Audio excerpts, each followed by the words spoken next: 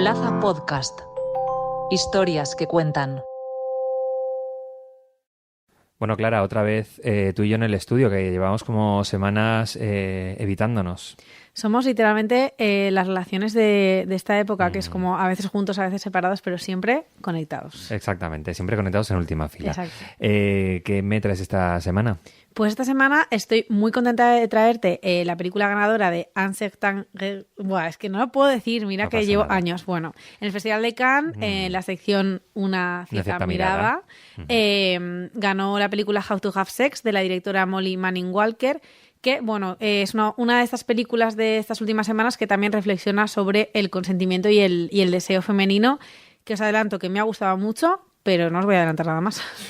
Yo te traigo una película y una entrevista y otra película. ¿Qué te parece? La primera, Cine Registro Vivo de nuestra memoria, es una película que, si nuestros oyentes sean o no de Valencia, son bichitos que van mirando la programación de las filmotecas, pues prácticamente todas las filmotecas de España la están programando, y están programando un ciclo que ha propuesto la distribuidora Lost and Found, y hablamos con su directora Inés Toaria, que ha hecho un documental de 2 horas sobre, precisamente, hablando de esos guardianes del patrimonio audiovisual y sobre todo, bueno, pues cómo cambia esto en época de la era digital, ¿no? En la que, bueno, pues cambia un poco el paradigma de la conservación de este patrimonio. Y luego hablamos también de Nuestro último baile, que es la película de Delphine Lérisset, que también a todos nos cuesta, exactamente. Que ya hablamos en Última Fila hace unos años sobre El Horizonte, que nos encantó. Y esta nueva película, Nuestro último baile, ha ganado el premio del público del Festival de Locarno. Y además tiene una cosa que también me hace especial ilusión, que es el debut en el cine de la Ribot, que es la coreógrafa mítica en los años de la transición, y que debuta como actriz en esta película. Pues 3 películas que nos hace tilín poder hablar de ellas en Última Fila.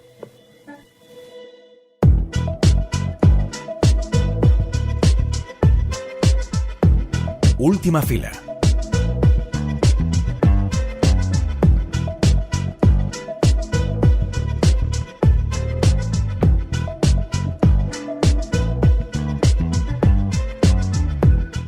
A ver, os voy a leer la sinopsis oficial de How to Have Sex, con la que siento decir desgraciadamente a la distribuidora que no estoy nada de acuerdo, que dice así: 3 adolescentes británicas se van de vacaciones para celebrar sus ritos de iniciación, beber, salir de fiesta y ligar, en lo que debería ser el mejor verano de sus vidas. Hasta ahí un poquito peli de tarde, pero es que How to Have Sex no es nada de eso. Yo creo que después de esta sinopsis lo que tendría que decir es que es una peli que habla efectivamente sobre cómo tener sexo, este momento vital cuando deseas traspasar de la infancia a la adolescencia o a la edad adulta, pero estás ahí como un poco en el medio y sientes que puedes con todo, que el mundo está a tus pies, que todos los pasos de baile que haces son los acertados, que eso ya os advierto que luego no vuelve a pasar cuando te haces mayor, y que, que te puedes comer el mundo, pero que desgraciadamente el sistema patriarcal rápidamente se encarga de enseñarte cómo son las cosas a la primera de cambio, a la primera vez que pones un pie fuera de tu casa. Pero, que no es una peli triste. En How to Have Sex se combinan estas reflexiones sobre el deseo y el consentimiento, pero también es una peli que se impulsa gracias a la fuerza que da tener efectivamente 16 años y estar con una amiga en tu habitación, en la habitación de un hotel, justo antes de salir de fiesta, estar cambiándote, que es un momento bastante mágico que el cine se está encargando de romantizar, pero es que yo realmente también lo tengo muy romantizado en mi recuerdo. La peli es autoral y a la vez es perfectamente ilustrativa, o sea que creo que enseña muy bien las cosas que están bien y que están mal, sin necesidad de ser excesivamente como discursiva o panfletaria, o estas voces que van a salir ahora diciendo, que si hacemos este discurso feminista dejamos de la cinematografía, o que parece que si una peli de repente habla sobre una cuestión como es el consentimiento o la violación, solamente habla de eso y ya está, es un tema que no tiene más matices. Pues esto no es así.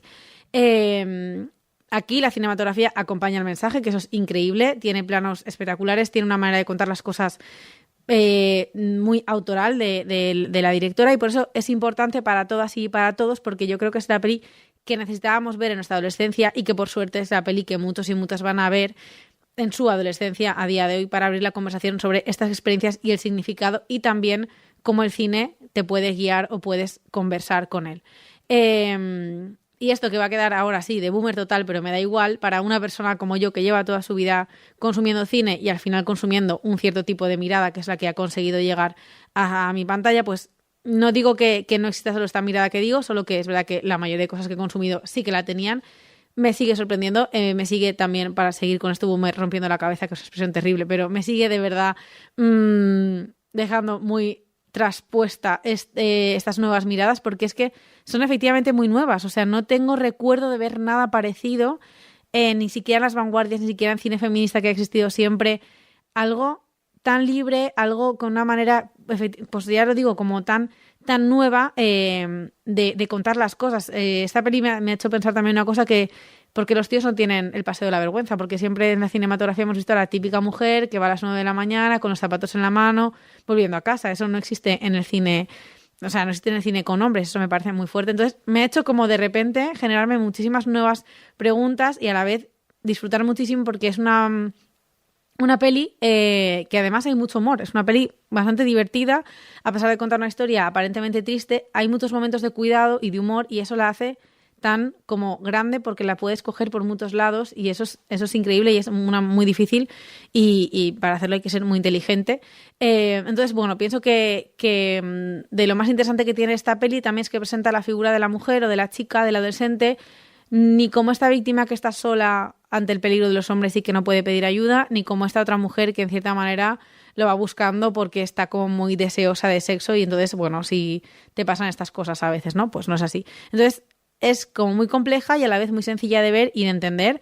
O sea que estoy a tope con How to Have Sex, creo que la tiene que ver todo el mundo y de verdad, esto es así un poco friki, pero pienso que es una peli para ver en los colegios, o sea, una peli muy educativa, además de una buena película, que es que eso no es fácil. Es un debut, hemos de decir, es una ópera prima de Molly Manning Walker, que ha sido directora de fotografía y uno de los grandes estrenos de cine independiente, bueno, el de esta semana o de este mes prácticamente, y seguramente pues una de las películas que dé mucho que hablar a lo largo del año.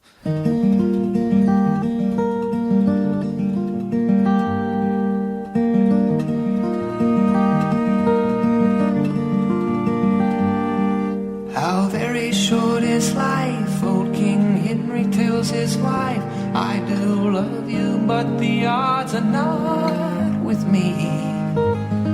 The evens win the game, and she hangs her head in shame. So anything to serve my king and country. Aesop spins a fable, old Cain's looming over Abel, throws his cards down on the table, all to see. The lights begin to fade underneath the ace of spades. There's something wrong and Lord, I think it's me. Es complicado hacer esta introducción sin hacer símiles bélicos. El patrimonio audiovisual del que depende la historia del cine es el frente de batalla de un comando repartido por todo el mundo en esas esquinas institucionales tan poco enfocadas como son los archivos y las filmotecas. El cine tardó poco más de 20 años en perfeccionarse y constituirse como industria, hace poco más de un siglo, y las cinematecas, filmotecas y archivos nacieron casi a la par, aunque no lo suficiente como para generar conciencia sobre la conservación de un arte que nacía en ese momento. Esto ha provocado un daño irreparable. La gran mayoría de las películas de los inicios del cine se han perdido. Pero una vez entendida la importancia del cine para leer nuestras sociedades del siglo XX-XXI y soñar las siguientes, retos políticos, tecnológicos y sociológicos marcan esta batalla diaria. Cine, registro vivo de nuestra memoria, es un documental a modo de reportaje divulgativo que sigue a esas personas que hacen posible hablar de patrimonio audiovisual hoy en día. Inés Toaria ha viajado por medio mundo para recoger su testimonio, sus logros, pero también sus miedos y retos, y ha creado una pieza irresistible para cualquier cinéfilo. Aprovechando que está presentando el documental en varias filmotecas españolas, hoy, en Última Fila, nos sentamos con Inés Toaria. Caesar says good night, Brutus sharpens his old knife. Morning comes so soon, but life so slow it seems. La primera pregunta que te quería hacer, más que pregunta es señalarle a los oyentes y a las oyentes un hecho que a lo mejor no invita al optimismo, pero que bueno, que es así, ¿no? Que es que una parte importantísima de nuestro patrimonio audiovisual, pues o está destruido inconscientemente, o está destruido conscientemente, o está deteriorándose poco a poco en algún lugar particular, ¿no? En garajes, o está esperando a ser catalogado en filmotecas que a lo mejor, pues bueno, no tienen los medios suficientes como para catalogar todo el patrimonio que tienen, ¿no? Esa es un poco la radiografía del momento de cuál es nuestro, sobre todo en los orígenes, ¿no? Del cine. Sí, justo, y a veces nos olvidamos, ¿no? Que ha pasado esto y que continúa pasando, porque el digital tampoco tiene un futuro muy, muy claro, ¿no? Y sí, en los orígenes del cine, pues sí, se desechaba el cine porque, claro, ocupa mucho, esas latas ocupaban. Luego también el nitrato era inflamable, que era el primer soporte fotoquímico, y claro, también pues peligraba, ¿no? Que entrara en autocombustión y pudiera haber incendios, como hubo en algunas cabinas de proyección y en archivos, en almacenes. Entonces se ha perdido mucho y además no se consideraba el cine como hoy lo consideramos, no se considera como arte, ni como documento, ni como una referencia histórica. Entonces, pues eso ha hecho peligrar mucho esos materiales del pasado. Y ahora, como digo, está el problema con el digital, que estamos ahora empezando a hacer la preservación digital como hay que hacerla, pero desde los finales de los 80, los 90, hasta ahora ha pasado, hay un agujero ahí que perderemos también muchos materiales. Esto es importante señalarlo, ¿no? Que lo hablan expertos de diferentes filmotecas. Ahora mismo el formato más fiable de conservación de las películas, incluso de las películas contemporáneas, sigue siendo la película de 35 milímetros. Sí, es la gran ironía. Ahora que casi ya no quedan laboratorios, que parece que el fotoquímico desaparece, sin embargo, hoy por hoy es el soporte más estable y en el que aún se confía para que pueda durar. O sea, entre 100 y 500 años se ha calculado que puede mantenerse en unas condiciones buenas, de una humedad relativa controlada y una temperatura también constante y baja, fría. Pues sí, el fotoquímico puede durar muchísimo, y más en blanco y negro, y también en poliéster, que es el soporte más duradero, no es más estable fotoquímicamente. A partir de esta pequeña radiografía, pues montas este documental, Cine Registro Vivo de Nuestra Memoria, que es un documental que, bueno, yo creo que es interesantísimo para toda persona que le guste el cine y para la persona que se quiera acercar o le pueda interesar, ya no solamente el cine, sino, bueno, pues a nivel de archivo. Yo te quería preguntar, bueno, todo las políticas de conservación, las técnicas y todo eso, bueno, pues son igual de jóvenes o incluso mucho más jóvenes que el propio cine, que al final es un arte, bueno, pues muy joven, por decirlo de alguna manera, ¿no? Que tecnológicamente ha ido muy rápido, y no sé si algunos de los problemas o los avances o las fortalezas o las debilidades o las amenazas que detectas en el documental tienen que ver precisamente con que el cine ha evolucionado muy, muy rápido, de muchas maneras diferentes, de manera paralela, y que las filmotecas, que normalmente son instituciones públicas, tienen que ir un poco a rebufo, pero intentando llegar al ritmo, ¿no? en el que está evolucionando el cine. Sí, completamente. Es que es justo eso, porque, claro, el cine nace, es como, es algo comercial, y es una industria lo que gira en torno a ello. Entonces, está muy centrado y sigue, ¿no? La industria es como lo que nos lleva de cabeza, y se nos olvida que es gracias a los conservadores, a los archivos, a los preservacionistas, los archivistas de cine, que han preservado materiales que igual ya no eran comercialmente rentables, pero ellos se dieron cuenta que esto valía la pena guardarlo, que era una referencia histórica muy valioso posiblemente para el futuro, y así ha sido. Entonces, a veces ha sido gracias a individuos, ¿no? Que son la gente que conforman los archivos, y el documental, pues eso lo enfocamos a casi homenajear esa labor callada, pero que en el fondo es lo que constituye, pues eso, nuestra historia del cine. Gracias a los archivos hay historia del cine, y gracias a los archivos se está recuperando muchas películas, muchos títulos que no pasaron a la historia, al canon cinematográfico, porque no se conocieron ni se vieron en su día o no se escribió sobre ello, y se está recuperando pues ahora poquito a poco, porque como dices, ¿no? Hay falta siempre recursos, falta personal y bueno, falta espacio, y entonces poco a poco es una labor lenta, pero de mucha paciencia y de muy creer en ello, y a veces se nos olvida, ¿no? que existe estos archivos y esta gente que se ha dedicado a ello y continúa, claro, en ello.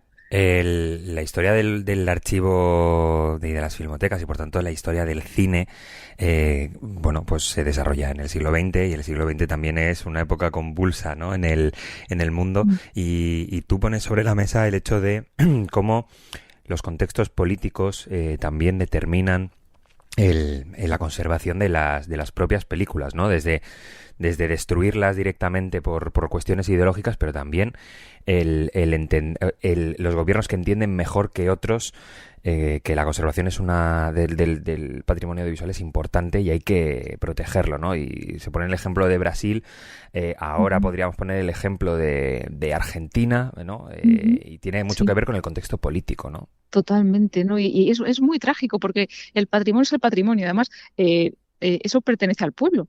Entonces, cualquier gobernante que llegue de la ideología que sea, del color que sea, de sus pensamientos, es que es inamovible, o sea, tienen que proteger ese patrimonio. Y entonces es muy triste ver cuando llegan gobiernos que no quieren comprender y retiran los fondos que hay destinados, o sea, lo que está variando es que no debería ser así. Entonces, no sé por qué eso no tiene que ser algo como muy protegido, inamovible, cambie del gobierno que sea. Lo de Brasil fue muy triste, sí, Bolsonaro cerró la Cinemateca Brasileira, que es una filmoteca clave en el mundo, ya no solo en Latinoamérica, y llevaban años, ¿sabes? Y han hecho un trabajo brutal. Y nosotros estrenamos el documental justo en Sao Paulo y nos dio mucha alegría porque en ese momento, justo cuando empezaban a renacer y ya por fin abrió, y fue muy bonito, ¿no? Porque, claro, era la duda de decir, es que imagínate que la cierran permanentemente. Y claro, un gobierno tiene ese poder, pero es que tiene la responsabilidad política de proteger ese patrimonio que es del pueblo. Entonces, para mí es incomprensible que políticamente no esté más asegurado, porque las bibliotecas lo vamos conociendo y sería como una tragedia, como que una biblioteca, pero en las bibliotecas aún se nos olvida, parece que es un lugar donde no sucede nada, que por eso el documental me decanté porque fuera tan rápido, ¿no? Para mucha información, para contar todas las historias que se guardan, toda la gente que hay involucrada, cómo colaboran, lo internacional que es. Entonces, casi como un mosaico que recompone un poco esa labor conjunta para seguir avanzando y que siempre hay tropezones de estos políticos, económicos, catástrofes, que se inunda algo. Entonces, y eso, darlo a conocer un poco más y valorarlo, ¿no? Me da la sensación viendo el documental, no sé si es porque tú pones el acento ahí o porque es así, que en esta red de filmotecas y de archivos son muy conscientes y también tienen como una mirada muy actual, muy contemporánea. Lo digo sobre todo porque hay un momento en el que hablas se habla de la conservación de las filmografías periféricas, ¿no? La africana, la latinoamericana, etc., ¿no? En un momento en el que en los museos se está hablando de la descolonización, se está hablando como en otros muchos en otros muchos museos o archivos, ¿no? Culturales que no son audiovisuales, como que se problematiza mucho. Y me da la sensación de que las filmotecas tienen muy clara esa idea de colaboración global, de que todos los patrimonios audiovisuales importan por igual y que se tienen que cuidar y recuperar. ¿Es porque tú pones el acento ahí o porque realmente es una visión muy extendida y compartida? Pues las dos cosas, porque sí que es verdad que se ha extendido cada vez más y porque también justo lo quería acentuar porque es muy, lo que digo, que hay mucha colaboración.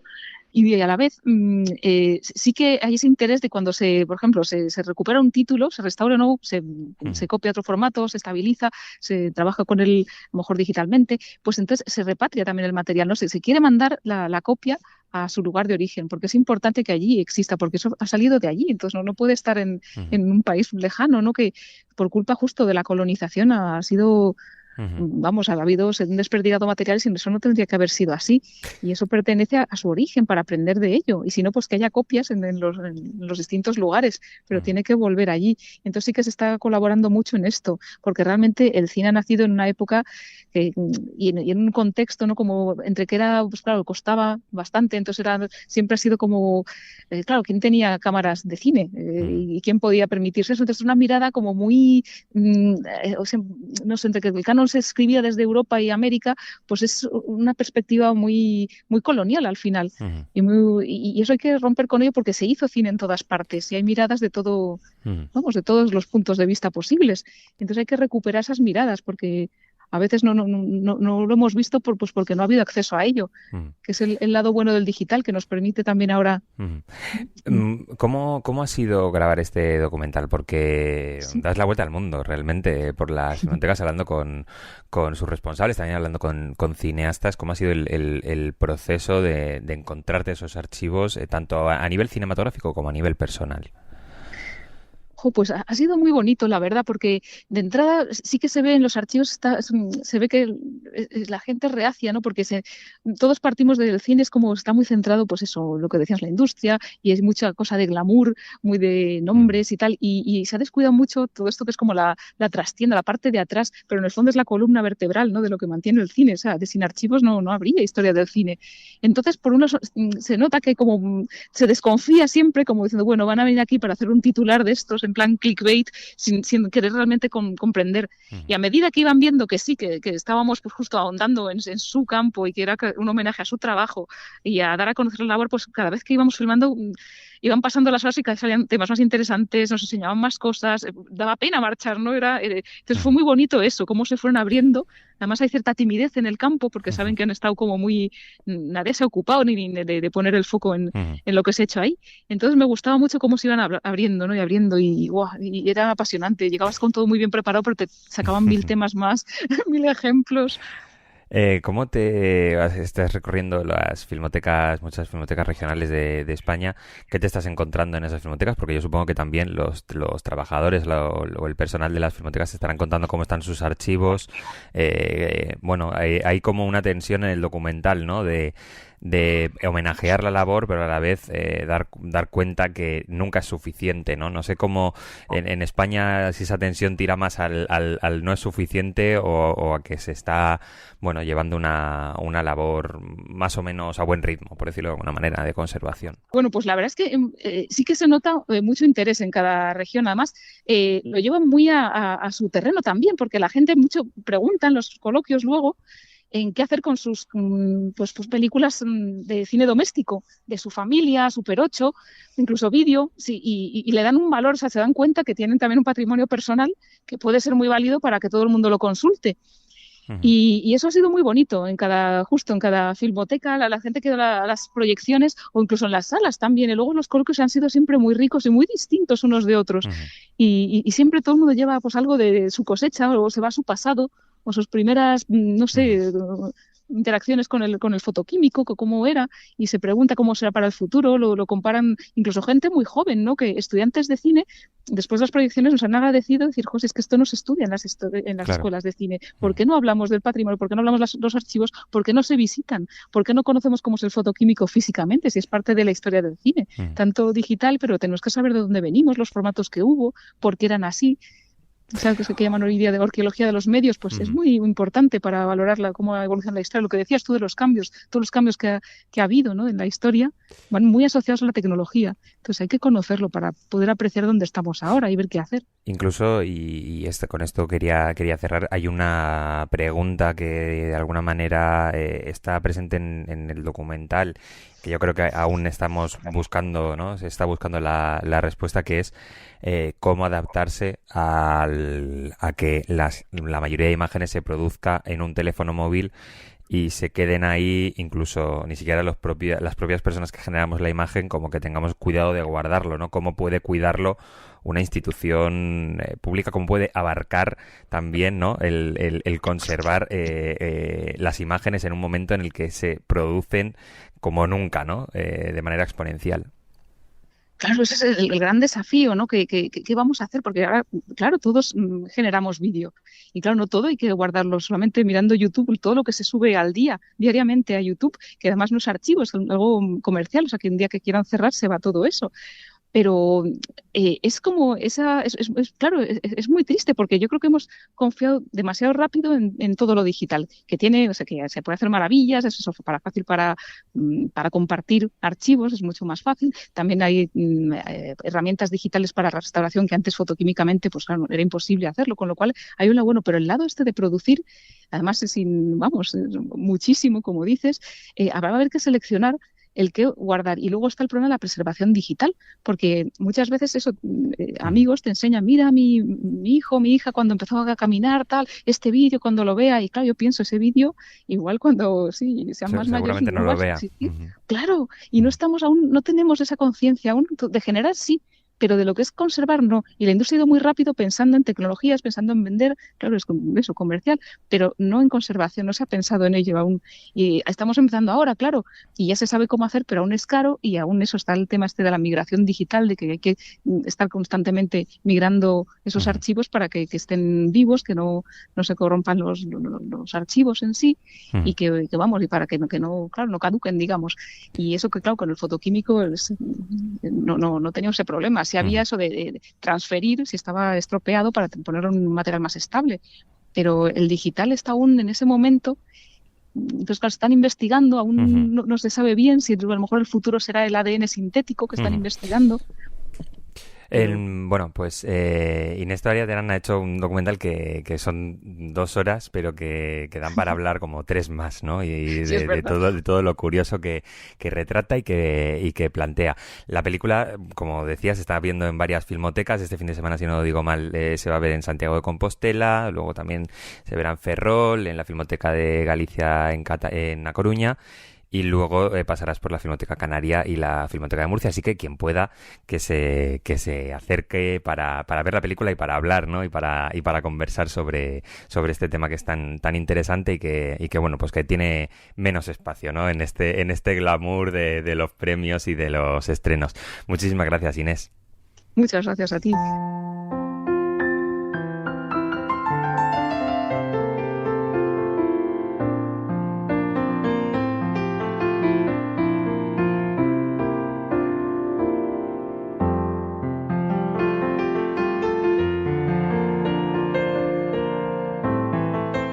A Delfín Leresi le conocemos hace unos 3 años con el estreno tardío de El Horizonte, la historia de una familia que se desestructuraba por el romance de la madre de la familia con un amante en la Suiza de los años 70.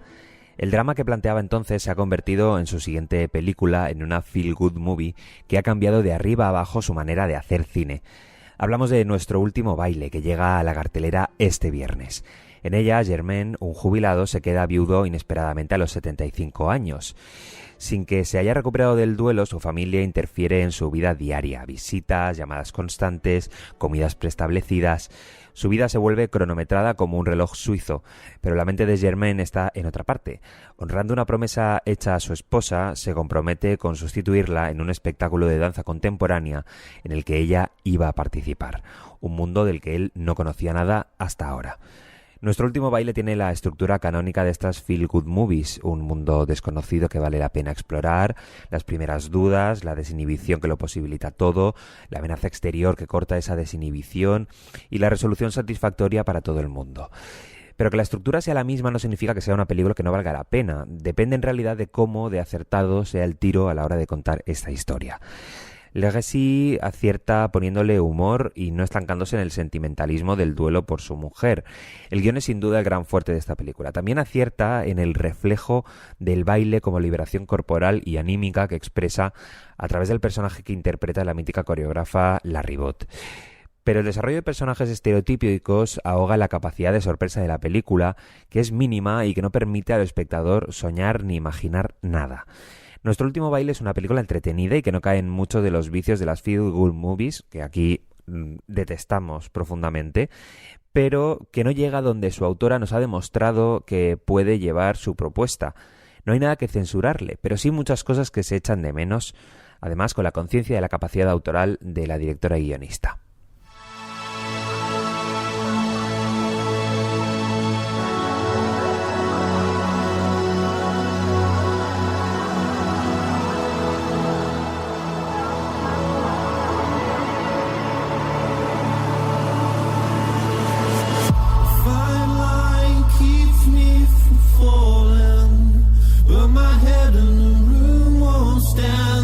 Bueno, Clara, pues yo creo que podemos dar por estrenado otra vez esa tendencia de volver a vernos en A mí el me gusta estudio más, ¿eh? y estar charlando sobre Claro, las esa, películas. Es mucho más efectivamente. agradable vernos a la cara, estamos charrando, hacemos la pregrabación, la posgrabación, en fin. Dentro de 7 días te espero aquí en el estudio. Aquí Hasta estaré. entonces, Besitos. adeu. It's so picturesque, yeah, so contemporary and alone. Lethal, and I've broken down how well you tempt me. You left without a single sound. I don't ever think you're slowing down.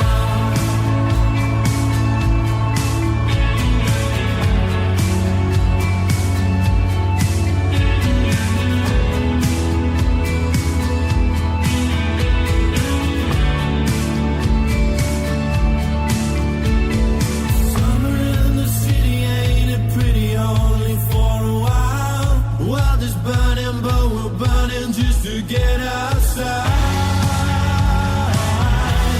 But if you had the time to, would you see it through every hour when the sky turns red? Now I can't abide to dreaming about you. I think I'd like it if you lose instead.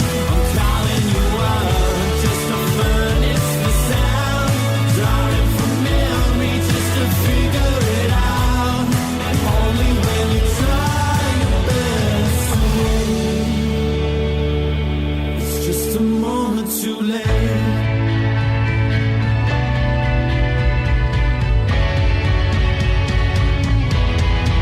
Hey now, I don't ever think of slowing down.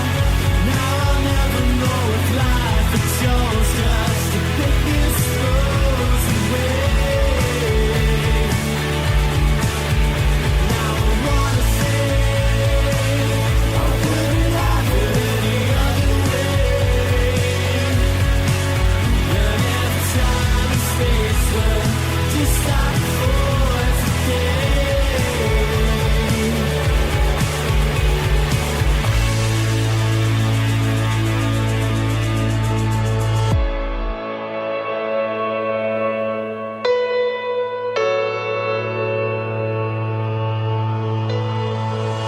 Story's great, but you were late to make your mind up here. I've read the sequel and I'd like to see more atmosphere. It's all I can see for the first time. But what a perfect design. Million times I wondered why the doors are open, but you won't ask why. Heaven can wait, lives almost won. Selling the taste of the setting sun. But I don't think it's slowing